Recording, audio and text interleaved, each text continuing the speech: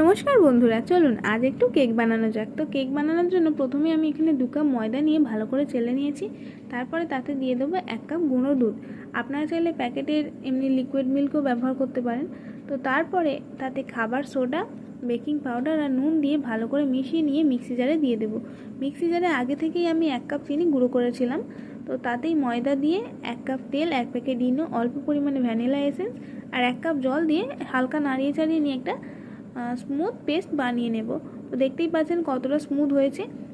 আপনারা এইভাবে করলে কিন্তু আর বেশি ফাটতে হয় না, অথচ 2-1 বার ভালো করে মিক্সিতে ঘুরিয়ে নিলেই ভালো মতন ফাটাও হয়ে যায় আর অনেকটা স্মুথ ব্যাটার হয়। এরপর যে পাত্রে কেকটা করা হবে তাতে অল্প পরিমাণে তেল দিয়ে এইভাবে বেক করে নিলেই হয়ে যাবে।